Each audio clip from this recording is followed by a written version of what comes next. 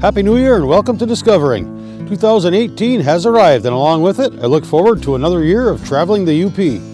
But before we say goodbye to 2017, we'll take a look at some of the unique people, places, and events of the past year of Discovering. That's all tonight, so sit back and relax. It's Monday night and time for Discovering. The secret streams that flow beneath the cliffs of colored stone. Forests thick and healthy with birch and pine and oak. Surrounded by the greatest lakes this world has ever known. The black bear's awesome presence as he roams the hills and fields. Call of the timber wolf, the loon's lonesome trill, the eagle soaring high above, the trout lies deep and still. These are what I treasure, the only way I measure feelings that I have for this fine land. There is so much to discover when you're a long-time lover of northern Michigan.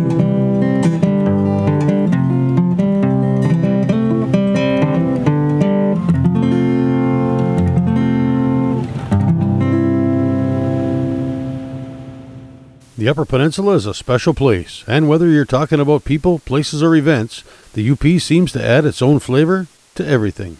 It's my goal to find these people, places, and events and pass them along to anybody interested in watching. That's a dandy there. One of our unique destinations is certainly Mackinac Island. This past year, we were there for the annual Lilac Festival. Well, yeah, it's a great kickoff to the season, and the island is known for lilacs, and they've been around for an awfully long time. They say that we have over 200 varieties on the island. Possibly came during the Civil War with the people that were serving up at the Fort Mackinac. And they're just beautiful. They're all over the place. It's nice people can come here, not from the rest of the Upper Peninsula, but and get a second spring, because the lilacs downstate and throughout the rest of the country, probably most of them anyway, have already come and gone, and now they get to see them again. And they get to see so many different kinds. And they'll bloom for a good 2.5 to 3 weeks. And it's just good family fun. There's a lot of stuff to do during the week, and there are shops get involved and have different themes and bring in different artists for their shops, or different manufacturers for the different types of products that they have in their stores. And we have sip and sails at night, so we have a lot of fun on the water during the festival, as we do during the rest of the season. So the festival is just a great way in a concentrated period of time to let people know of all the different things that we have to offer for tourists on Mackinac Island. The beauty of Mackinac, the lilacs here, is that they're built into every aspect of the island. Every business, every home, they're here. Every park is covered with lilacs. And this is unique because usually you're going to see collections of lilacs in botanical gardens and parks, and they're all clustered together. But here they're built into every aspect of life here on the island, and that's what makes it truly beautiful. Everywhere you go, uniqueness, either the way they're pruned or the species that they happen to pick, and there are 2,000 different kinds of lilacs, and you're going to see hundreds of different kinds here on the island. So it's really a unique place that you're not going to see them worked into the fabric of the actual community. Another place you simply just won't find anywhere else is Lakeinen Land. I spent some time sitting around a bonfire with Tom Lakeinen to find out more about this unique UP landmark. Welcome to Lakeinen Land. My name is Tom Lakeinen, and I guess I'm the creator of this place. Wintertime, I'm down here usually on the weekends with a bonfire and coffee and hot chocolate, and keeping the fire going for snowmobilers and hikers and skiers. Anybody wants to come through. The place is open 24 hours a day, 7 days a week. Anybody wants to come out anytime. Wintertime, you don't really even need a skis or a snowmobile. The groomer goes through, and with all the snowmobiles, it's hard packed and easy walking. Everything out here is just made out of junk that was getting thrown away. Even the lean-to itself, that was made out of some rubber roofing off of, I think, the school down in Munising. Rather than going to the junkyard, take it home and build something out of it. Got about close to 100 crazy metal sculptures scattered out in the woods here. It's all made out of scrap I get off of construction jobs, and whenever I'm laid off, throw something in the garage and see what I can make out of it. I've always liked camping and, sitting around a bonfire, and you sit out here with the coffee pot going, and you get to talk to all these tourists from all over the place. You meet some pretty interesting people, and people seem to enjoy it, and really makes the winter go by. And I got a good pile of scrap iron yet, and I still work construction for a living, and I'm always collecting more off of jobs. Try to make something new every year. No, this will be going on until I can't do it anymore. And I'd rather be here in the snowbank than out in Hawaii right now, to be honest with you, so I enjoy it.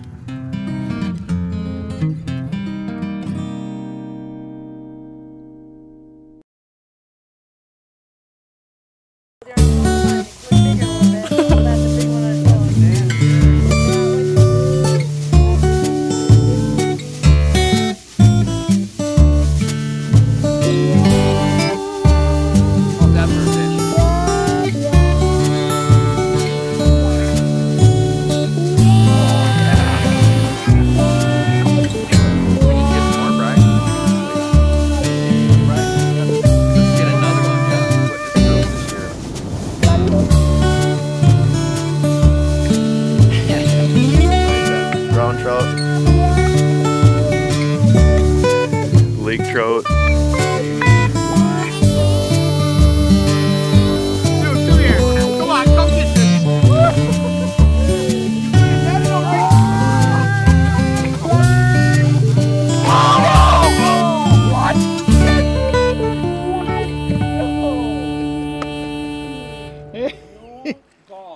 In the UP, there's no shortage of events. We indeed seem to find a way to celebrate just about anything. So it's not surprising each winter Yoopers come together in Negaunee for the Häckelunta Festival. Well, Häckelunta is a mythical figure from Finland. Guess who's coming to sauna? Häckelunta. Well, Häckelunta was created by Dave Ryuta in Atlantic Mine when he was going to be putting on a snowmobile competition, and they didn't have enough snow, so he came up with the Häckelunta snow dance song, aired it on the radio, and that day it started to snow and snowed for 3 days. There was so much snow that they had to cancel the competition, and from that point on the legend or myth of Häckelunta was born. We started out with a Pannukakku breakfast to honor the Finnish heritage of so many people around here. Having a fundraiser for the luge. The feature today is, of course, a Pannukakku, and it's basically eggs, milk, sugar, vanilla, and flour. It's very Finnish. We have a ski jump tournament going on at Suicide Hill. We had a few vintage snow machines, which also were part of the original festival back in the 70s. A Trinary Toast eating contest, ice turkey bowling. Every bar on Iron Street has music going. Fun all day at Lucy Hill Luge Run. One of the gems about Lucy Hill is that it's the only fully iced natural track facility in all of North America. We have such a gem right here, which creates a real opportunity for the kids of our area that doesn't exist anywhere else in the country. Another event in the same area draws riders from around the country for the chance to test themselves against the most grueling of bike races in the Midwest. We wanted to put together an event for the community and for those in the Midwest and even outside the Midwest that would really test one's spirit, one's will, and their ability to push through a difficult event. They said, you're not going to get 12, maybe 15 people to show up for something like that on these trails. Now we have 650 people signed up for this weekend. Some say it's the most grueling bike race in the Midwest. I've probably bitten off more than I can chew. Some say in the entire country. Here to enjoy the trails and hopefully finish in under 12 hours. 100 miles of bone-jarring, skin-ripping, brutal, unforgiving mining country trails that zigzag through the rugged UP landscape from Marquette to Ishpeming. It's a lot of suffering, but it's extremely rewarding to get out, ride my bike all day, and enjoy the Marquette County single track. From around the country, they come for a chance to win a coveted buckle. See if it's really as bad as they say it is. People, when they first heard us say, we don't think you're going to finish under 12 hours, and if you do, we'll give you a belt buckle, I think they thought the buckle was going to be easy money. After 2 years, we've given away, out of 600 or 700 people that have tried the race, 30 buckles. That's it. As this race has grown now, we're getting people from all across the country. Margie Gessick is part of the National Ultra Endurance Series. Actually, it's international. They have some races in Europe and overseas. They're coming from all over the place, and the racers who came from around the country all said that they have never been at an event as well supported by the local community as this one that is just blowing them away. And that's a testament to the area we live in and the people that are here. The rate of people dropping out is from 55 to 60% every year. This day is about just finishing. That's really all that matters. You know, I designed this course. I didn't want everybody to finish. You know, everything here in the UP is that way. We got the mines, we got the logging industry and everything else. You know, it's not easy work. The biking thing, that's what I wanted to portray here. We're one of the only ultra endurance events in the Midwest that can say from the start to the finish, it's all uphill. I've probably done close to 45 100-mile races. This is the hardest single day race in America. But it was neat because I had help from people along the way, and it was super fun to experience new trails in a race and to test your limits. I think ultimately that's what the Margie Gesick 100 is about. I wouldn't have those interactions with people if I hadn't been in need, and that was special. It made it very different. I'd like to think that we're somehow adding some value to our community and helping give them more things to explore and more adventures, you know, to tell their friends about. Look around this city today in Ishpeming, and you see all these people out here volunteering in 88-degree weather. They don't have to be there. They're giving their time, and they're giving it back to these racers and to the community. We're making polenta, Italian meal that's famous all over the world because Italians made it for one thing.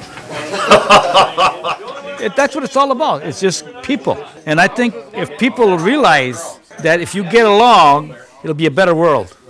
Okay? That's what I'm thinking. People getting together, and having a good time, and yeah. You know, you like to get a buck, that's for sure, but if you don't get one, what the hell's the difference, you know? I'll never stop hunting as long as I'm able, you know?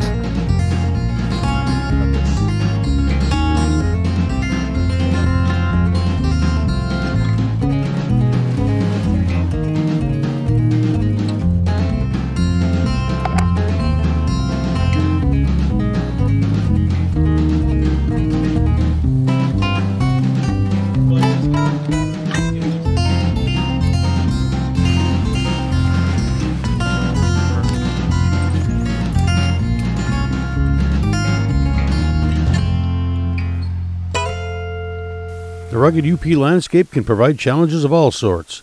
If riding over and on a bicycle is not your style, you can always grab a rope and climb.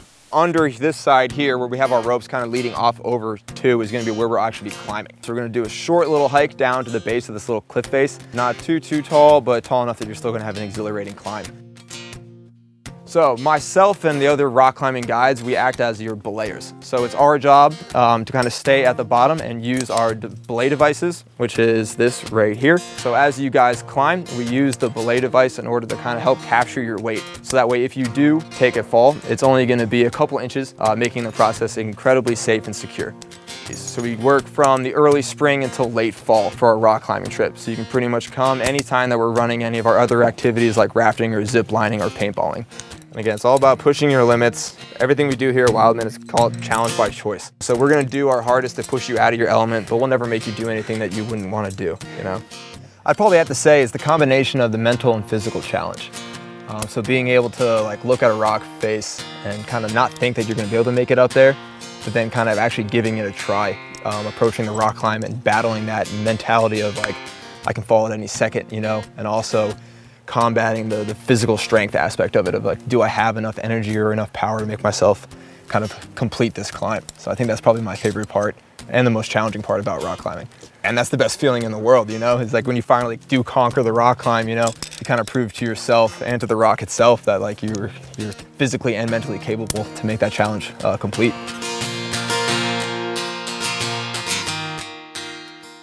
Just east of Bruce Crossing, in Trout Creek, I had the pleasure of spending a day with the Paul family for some maple syrup and bluegrass. So we've been blessed with 5 kids, and we wanted to do something together that would just be beneficial for the family and give the kids something positive to do. My wife actually was the one who said, you know, it'd be great to have a farm. So here we are down in sunny Florida thinking, the UP sounds like a great idea, lots of maples. So the family had this vision, and we all wanted to come up and try our hand at maple syrup. Now we spent 6 months at least just every day looking for the right piece of land, and it was hard, it was discouraging. We didn't even think we were gonna find it, but we settled out here in Trout Creek, and we have right now 10,000 taps this year. We're hoping to make 4,000 gallons of syrup. We have enough trees out here to go up to 15, 16,000 maybe here shortly. And there's plenty of room for expansion here for the family to stay on and just expand and grow the business. So it was a vision we had to move from Florida to come up here and do that. And most people originally or initially think we're crazy, but then they start thinking about it and they know it's a good life and they're in favor of it. In the middle of all this, you throw into something else my wife wanted us to do as a family. We have a family bluegrass band, the Paul Family Bluegrass, and we play at churches and festivals all over the Midwest. So that's what we do when we're not tapping trees, we're tapping our toes to a little bit of bluegrass music. 1, 2, 1, 2, 3, 4.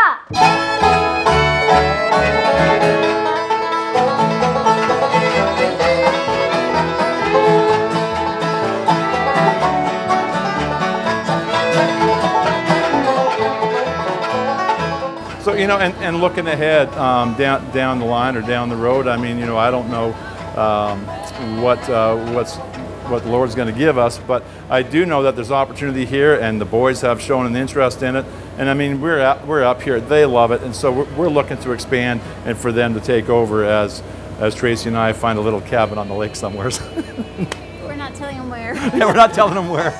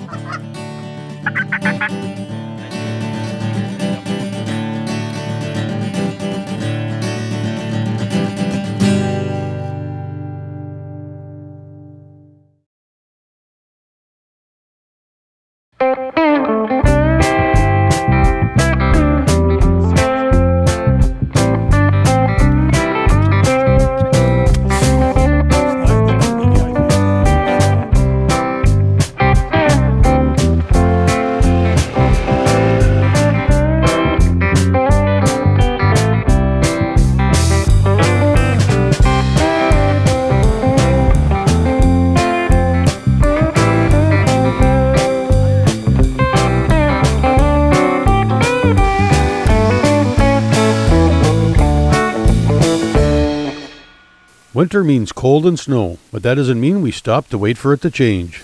We ski in it, ride in it, we hunt in it, and fish in it. And sometimes we sleep in it. Calvin Kangas and I, we came here. We were bored. I was a junior in high school at the time. And we said, well, let's go winter camping. So we loaded up our snowmobiles and a couple of toboggans and parked up on top of the hill. Dragged everything down here and went over on the other side where it was a nice little spot we camped at. We're a good 1.25 miles off the road, so. And I've done it where I've backpacked in, we've pulled toboggans in, and we've done it with snowmobiles. Yeah, there's been many seasons that were warm, exceptionally cold. You never know what you're gonna get. You plan your week and this is when we're going. I remember sleeping out here, it was 22 below, and you got colder. 29 below was the coldest. Yeah, we used to sleep on the ground on pads, and then as we aged, it got harder and harder to get off the ground, so one of us innovated bringing a cot out, and now we have an extra sleeping bag underneath us for 6 nights. 20 years I've been doing it with Rod. He's been here since '72, and we've never had to leave or use any additional supplies or anything like that. We split wood to keep warm, we make our breakfast. Everything you do takes you a lot longer than you would be in your home. You eat, you have a few drinks, and to go out and enjoy the nature. Take pictures of the falls and walk through the falls. And you go snowmobiling some here. Yeah, halfway. Well, we always go on Wednesday, we go to Buddy's house for sauna and stuff, so. The big staple has always been pasties. It was 30 below, you could eat it with your choppers on. But we do our share of making eggs and bacon and you name it. We always came out on a Saturday. It was a one-day thing for us. But after a while, I wanted a little bit more of it. So I came out on a Friday, and the guys would come and join me on Saturday. And after that, I'd add a few more days and a few more days. Now I come out on Monday morning, and we leave on Sunday afternoon. It's not just a bunch of guys. It's about family, too. Families come out and enjoy this. People look forward to this. Is almost like the 4th of July. Let's go snowmobile, see the guys. It's that weekend. Everybody comes out. You can't get any better to be out in the great outdoors and enjoy it. Yeah. A lot of people just don't do that. And the winter time is just as good as the summer. Yeah, I disagree. You like baseball season, eh? Baseball. Golfing. Being surrounded by water is of course what makes us a peninsula, but within our boundaries lie a multitude of lakes and rivers providing fishing opportunities of all types, and for all ages. When I was little, everyone at my camp used to go fishing, and I never got to go, so I wanted to go. So then one time I asked my dad if I could go, and he said yeah, and then we ended up catching a bunch of them, and that's how I got started. I would just sit all like in a lawn chair and just fish with my dad and my grandpa, and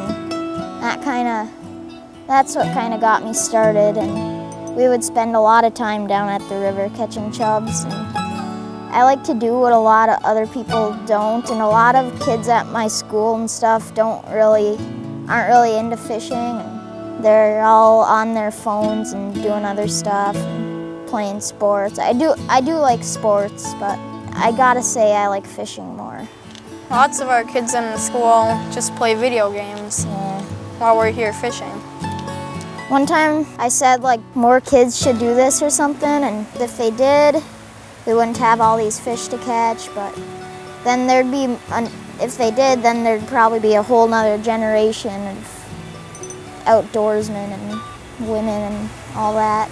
Just being out here is kind of nice. I used to get like really bored just sitting here and stuff, but we did a lot of walking today, so maybe that helps. And I would have liked to catch fish. It probably would have spiced it up a little bit, but I guess it's okay that we didn't. Maybe next time.